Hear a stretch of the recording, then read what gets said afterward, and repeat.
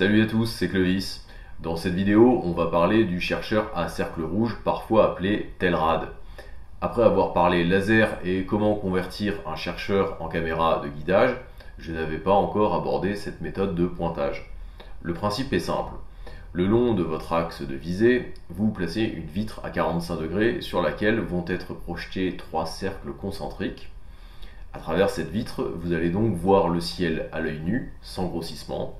Pour pointer un objet, il suffit de le placer au centre des cercles. C'est le même principe que le point rouge, à ceci près que le Telrad présente un avantage par rapport à ce dernier, il permet de mesurer les angles dans le ciel. Comment? Tout simplement grâce à ces 3 cercles qui sont judicieusement dimensionnés. Le plus grand va projeter un cercle de 4 degrés sur le ciel, le moyen 2 degrés et le plus petit 0,5 degrés. Alors comment on s'en sert? Vu qu'il n'y a pas de grossissement, si vous souhaitez pointer des objets du ciel profond, il y a peu de chances pour que vous les voyez à l'œil nu. Il va donc falloir se servir des étoiles environnantes. Et pour ça, vous aurez besoin d'une carte.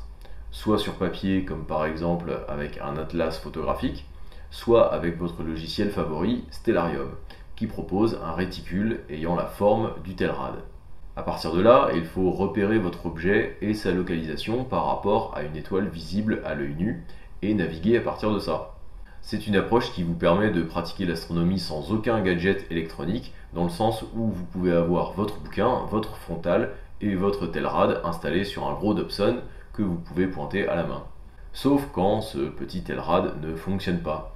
Comme le mien par exemple que j'ai acheté d'occasion. En le montant sur un télescope, je me suis vite rendu compte qu'il était impossible à aligner avec l'instrument. L'électronique semblait ok puisqu'on arrive à deviner les 3 cercles. Par contre, on voit tout de suite que le faisceau n'est pas aligné avec le châssis de l'appareil. Et la raison est bien simple. Une des vis semble tourner dans le vide.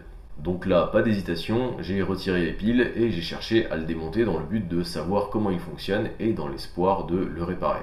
Première chose, ouvrir l'appareil. L'assemblage est assez simple, le capot est composé de 2 pièces qui ne semblent pas coller, mais il n'y a pas de vis apparente.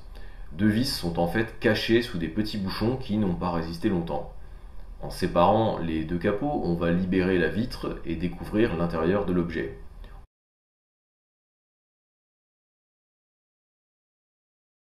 En bas, vous avez le logement pour le coupleur de piles.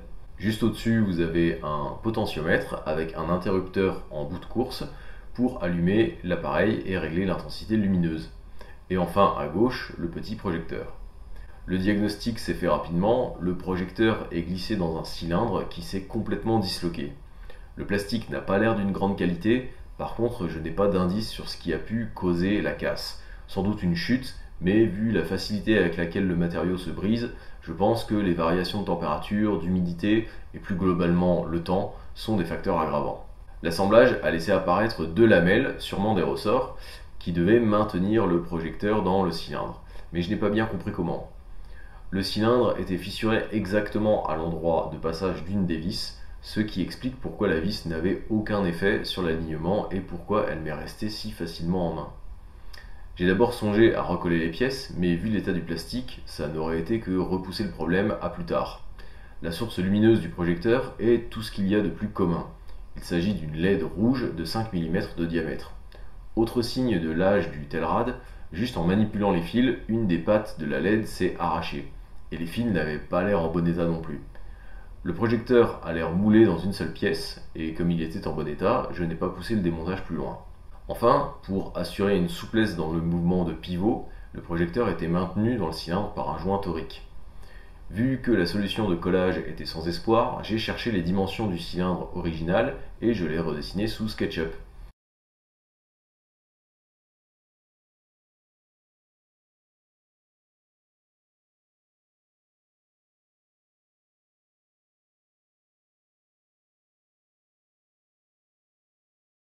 Sur mon modèle assez simpliste, j'ai inclus 2 formes hexagonales pour insérer des écrous qui serviront de filetage pour les vis originales qui étaient en M4. Vu la place que prend cet assemblage, il aurait été plus judicieux d'utiliser des inserts. Au niveau du joint torique, j'ai tenté de le réutiliser, mais j'ai été un peu trop ambitieux au niveau de sa capacité à se contracter pour le montage. Le plan, c'était qu'il s'insère dans une gorge prévue dans mon cylindre, mais je n'ai clairement pas laissé assez de place pour qu'il puisse s'insérer dans le cylindre. Une solution aurait été de redessiner la pièce et la réimprimer, mais je n'en avais ni le temps ni l'envie, je l'ai donc modifié au cutter. Ensuite, j'ai collé mes écrous à la résine. Oui, je sais, j'aurais dû réutiliser des inserts. Et avec la résine, j'ai aussi collé un ressort que l'on trouve sur les coupleurs de piles. Alors pourquoi un ressort?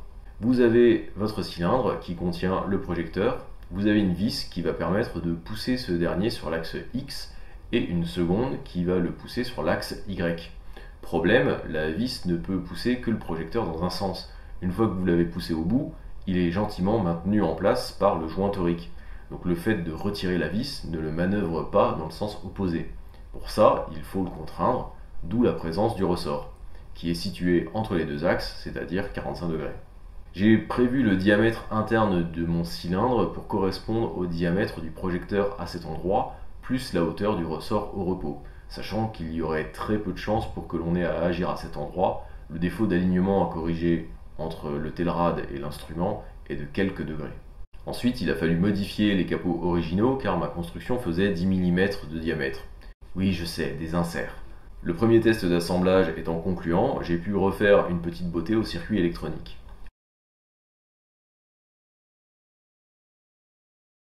La LED originale fonctionnait encore, mais avec des pattes cassées, c'est plus compliqué à souder. Et la neuve refusait de tenir toute seule, donc elle a été collée à la colle chaude avec le reste des fils.